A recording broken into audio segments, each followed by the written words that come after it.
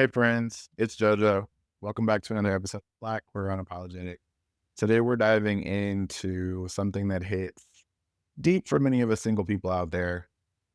We've talked about dealing with rejection, but now let's talk about the so-called friend zone and the complicated space between what we want and what we're oftentimes offered.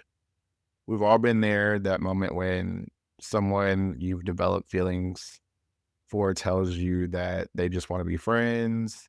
And we're taught that the mature response is to smile and accept it graciously and to just let it go.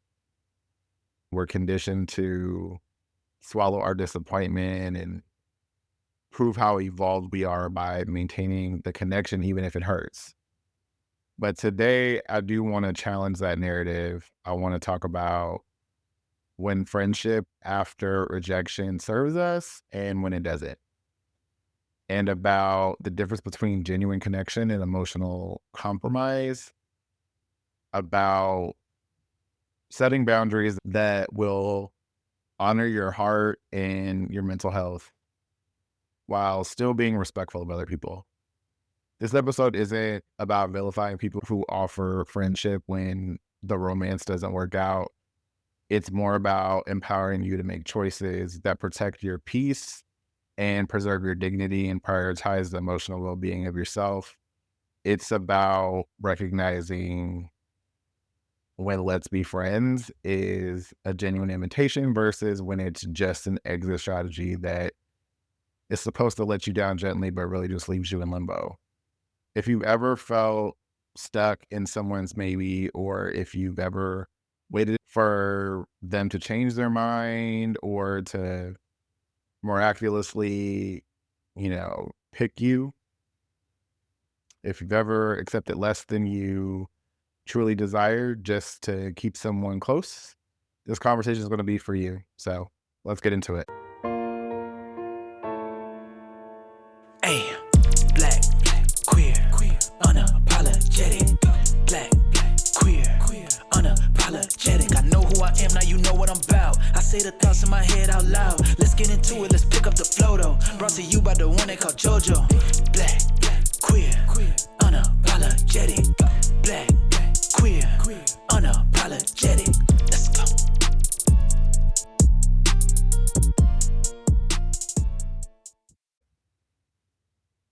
Let's start by acknowledging the phrase itself, which is we can still be friends.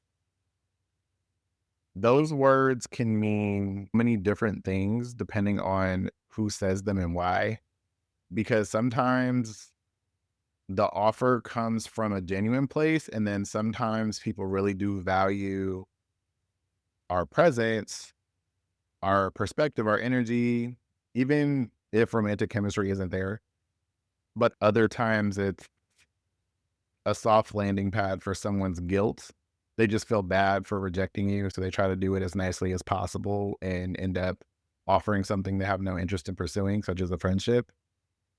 It's a way of saying, I don't want you romantically, but I'd still like access to the parts of you that feel good for me. So if I can want to go back to it, I can. And here's where we need to really be honest with ourselves, because the truth is friendship, like real friendship, is not a consolation prize.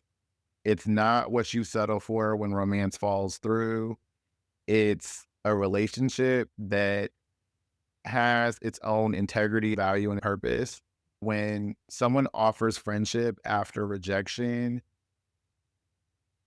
I invite everyone to ask themselves,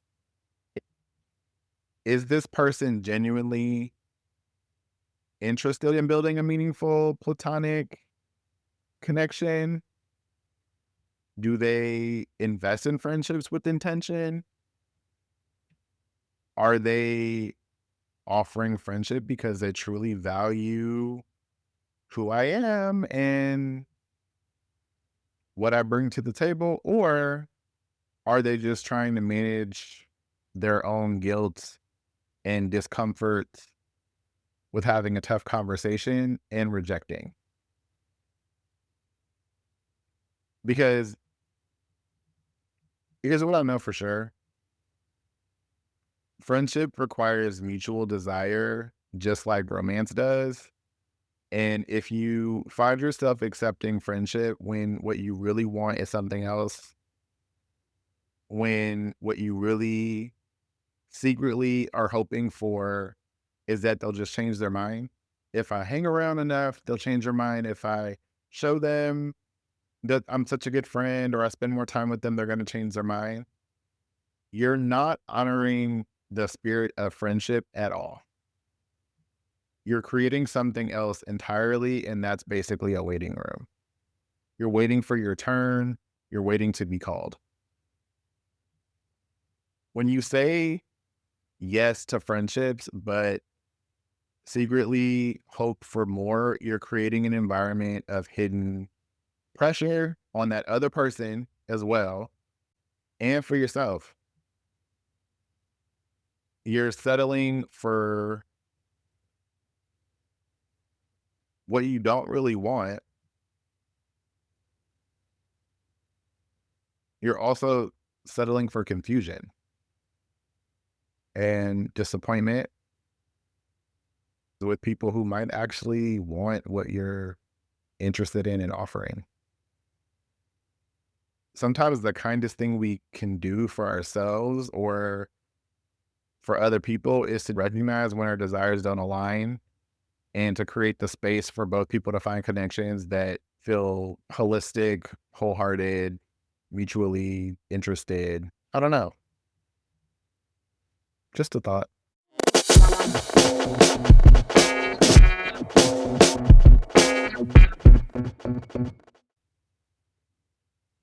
Now let's talk about this idea that accepting friendship after rejection is somehow more mature than just walking away. We live in this weird culture, I swear, that often associates emotional suppression with some type of emotional maturity that mistakes denying our needs or speaking up for ourselves as being evolved. Like, oh, I'm so unbothered when you really are. It's like confusing self sacrifice with kindness. There is nothing mature about pretending that you don't feel what you feel. It's kind of the opposite.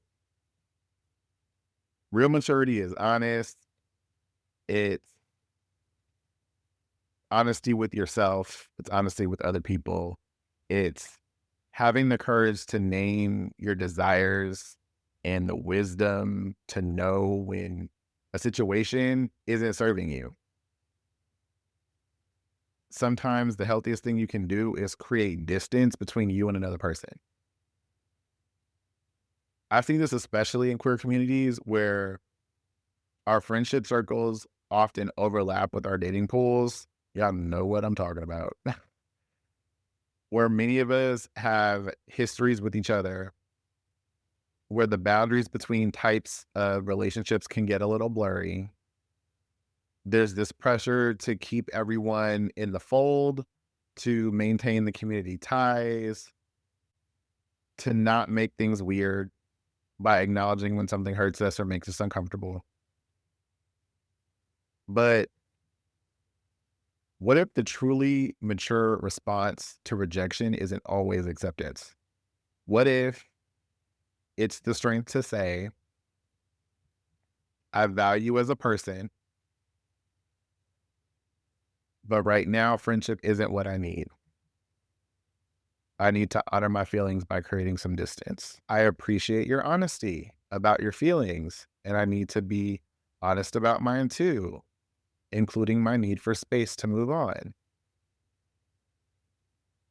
I don't think I can be the friend you're looking for while I still have these romantic feelings for you, and I respect both of us too much to pretend otherwise. Do these sound immature or petty? Or is it emotional intelligence? Is it self awareness? Is it boundary setting? And those are all very mature skills that anybody can develop given the time and space. I believe true emotional maturity isn't about how much discomfort you can endure. It's about how honestly you can acknowledge your own needs and how skillfully you can communicate them to other people. Sometimes that means saying yes to friendship after romance doesn't work out. And sometimes it means saying no, not out of bitterness or anger, but out of self respect and emotional clarity.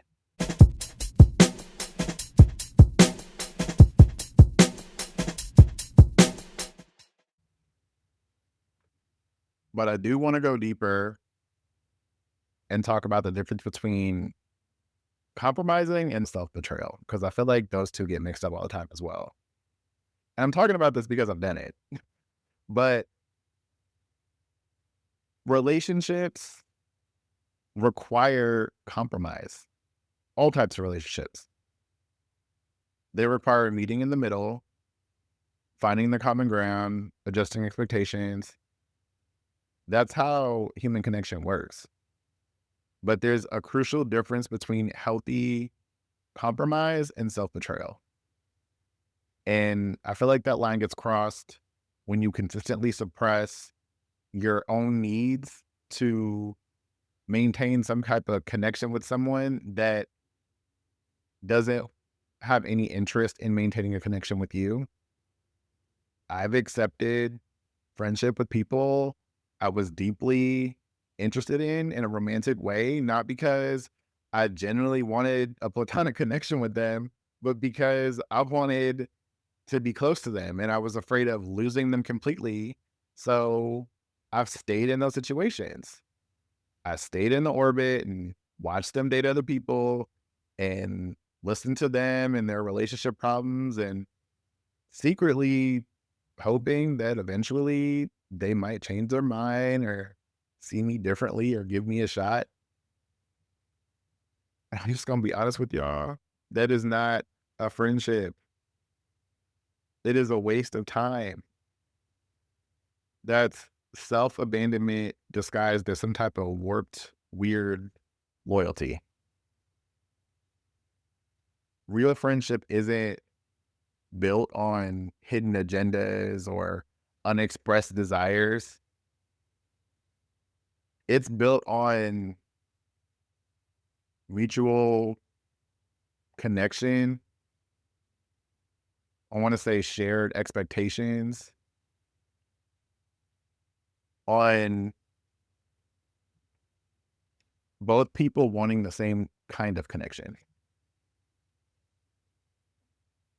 When you say yes to friendship, but secretly hope for more, you're not just betraying yourself. You're also not really being a true friend to them because it's inauthentic. Authentic friendship can't exist alongside concealed romantic intentions. Sometimes we stay in these situationships or these almost relationships, these talking phases. We're just friends, but there's something more, or friends with benefits. We stay in them because we're afraid. We're afraid of losing them. We're afraid of being alone. We're afraid of starting over,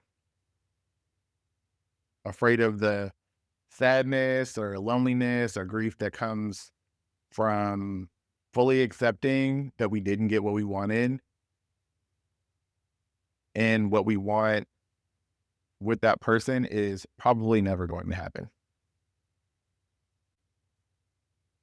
Avoidance of the pain and the grief and the sadness and the loneliness doesn't prevent it. It just prolongs it. You can't ignore it. You have to deal with it. What I've learned, and I'm still learning a lot, is that sometimes picking the harder option is a loving choice for yourself and for them. The brave thing is to accept the ending and make space for something new in your life and in theirs. And that's not giving up. Like, it's like, oh, like I put so much work into this, I don't want to give up. Well, that's not giving up. That's growing up. That's recognizing that your heart is too valuable to be someone's second choice or backup plan. So choose yourself. But let me be clear, I'm not saying you have to completely cut off everyone who doesn't reciprocate your romantic feelings. That's not the case. Life isn't that black and white, and neither are relationships. There's a whole spectrum between being close friends with somebody and being completely no contact. And I also believe that there's levels of friendships.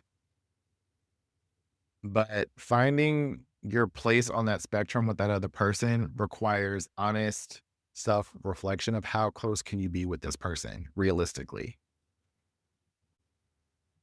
On one end, there could be complete distance, no contact, no social media, blocking, whatever, no updates. You don't know what's going on with them because you don't talk to them. That might be necessary when you have feelings for somebody that are intense.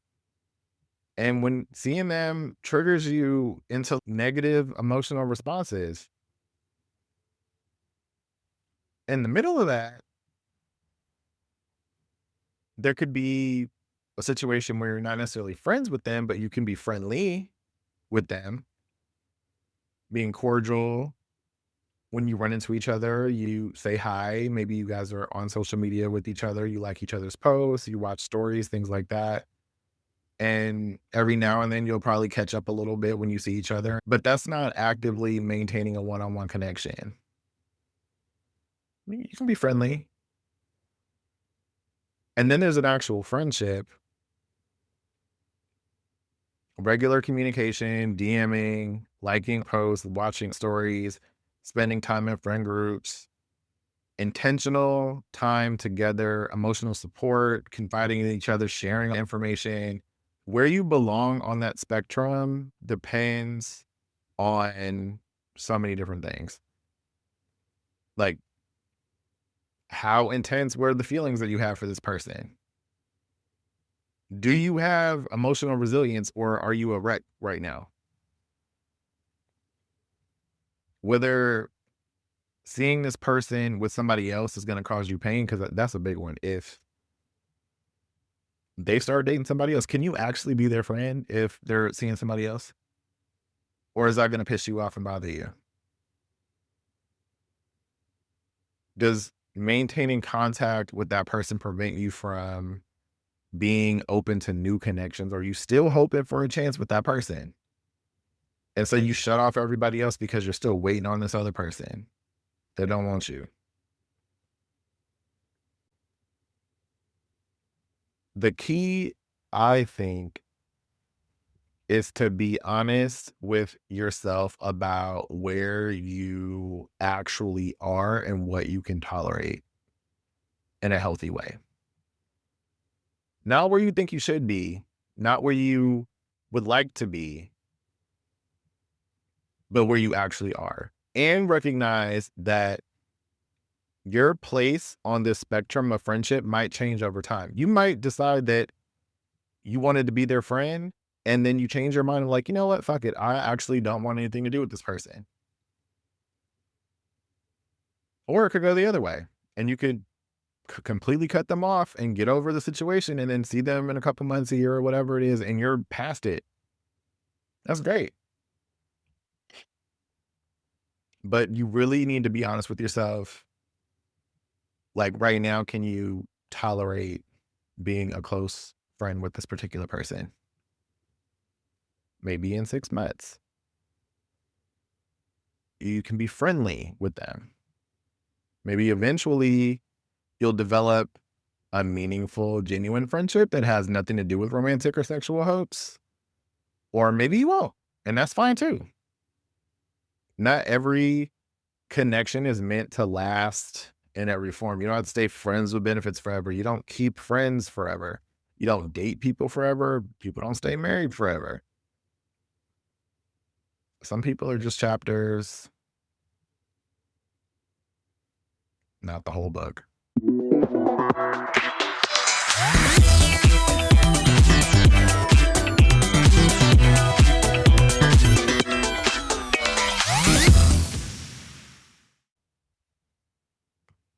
And I know somebody's listening to this and thinking, well, they show interest in me and we hang out and this and that. That don't mean shit. Attention means nothing. A lot of things these days don't mean anything. We live in this era of attention. And so if there is not a certain level of consistency within the friendship, if there's mixed signals like I want to be your friend, but I also want to sleep with you, but also don't want to sleep with you because I'm dating this other person and they're going back and forth with you, the emotional breadcrumbs, don't act like you don't know what I'm talking about. Those late night texts that seem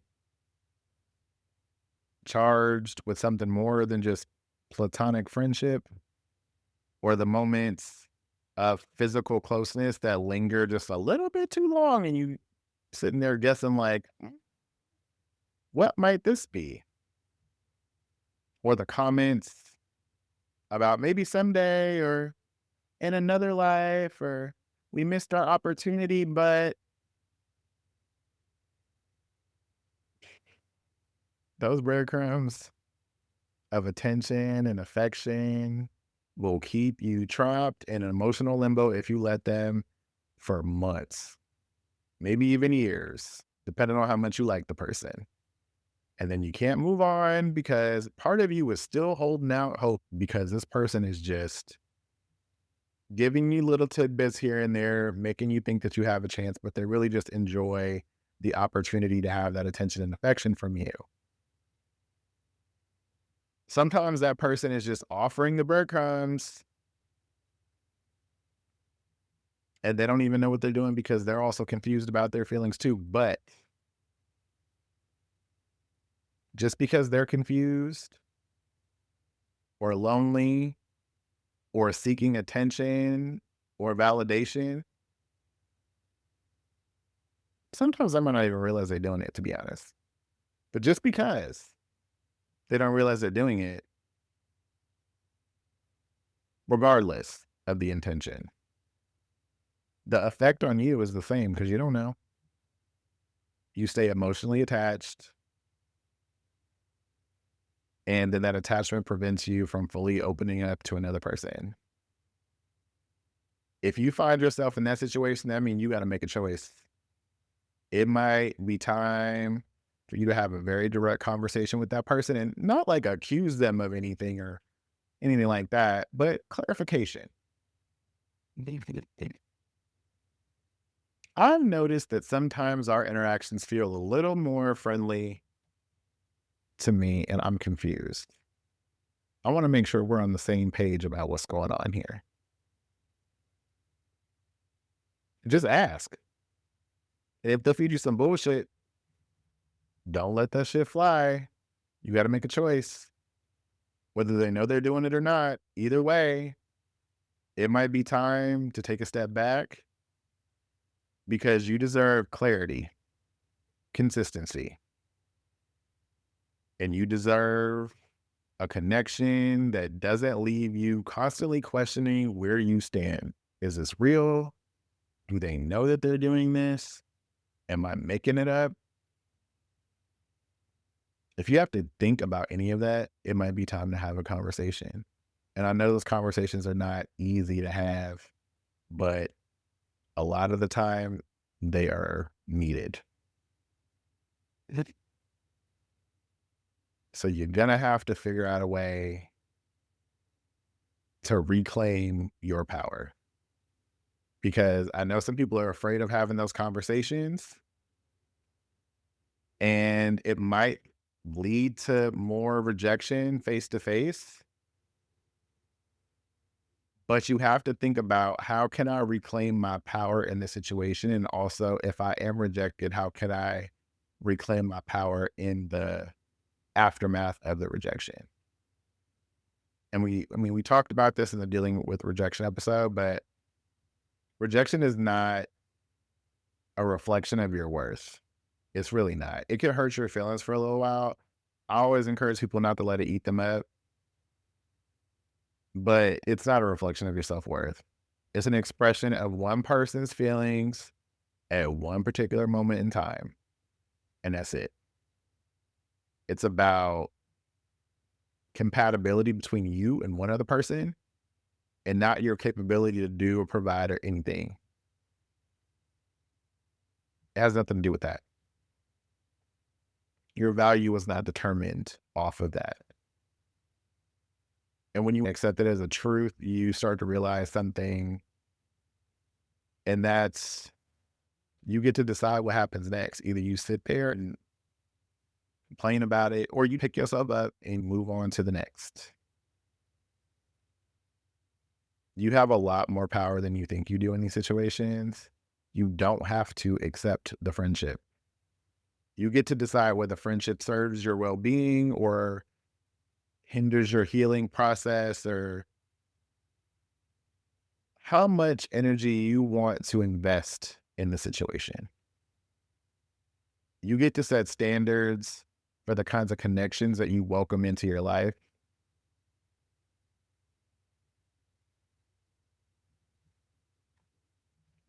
And establishing these standards isn't about becoming cold or closed off or a bitch or whatever.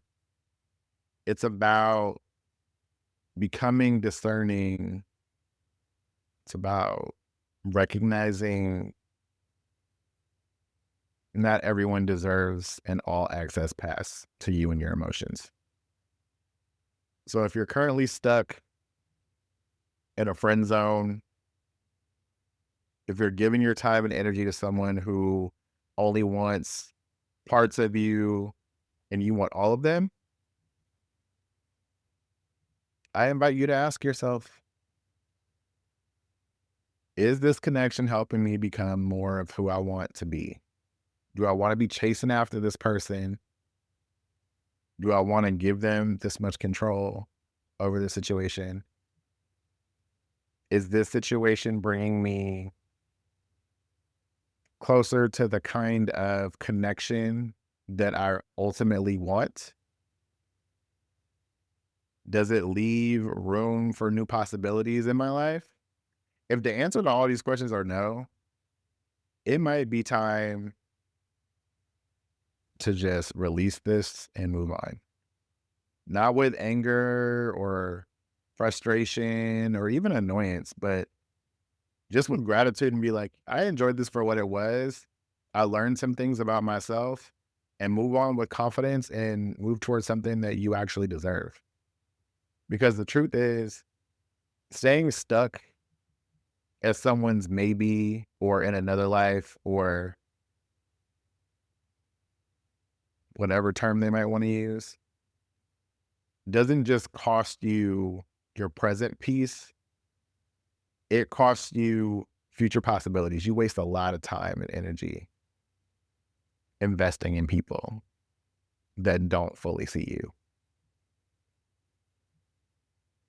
And you deserve something that's not going to keep you waiting forever. If it's not hell yes energy, move on. That's what I do.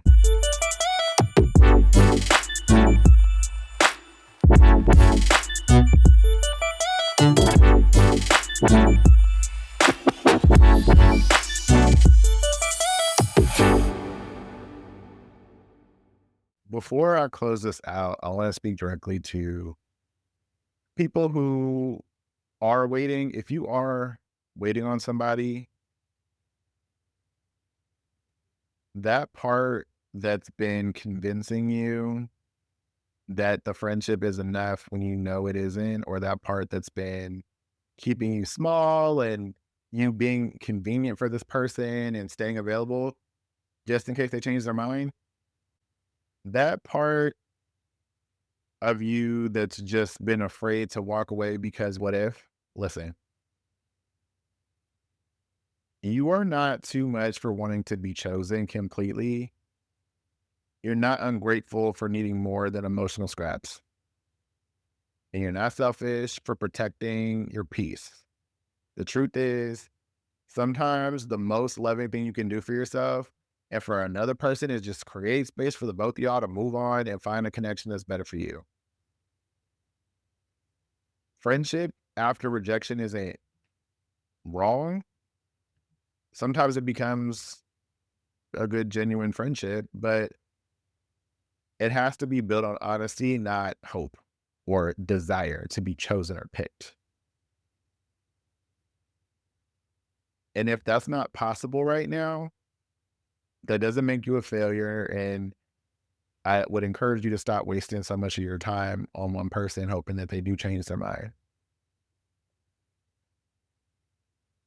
So release the guilt, release the shame, release the idea that you have to be friends with everyone who matters to you, even when the dynamic causes you frustration, pain, annoyance, sadness, loneliness. You get to choose who has access to your time and your energy and your heart.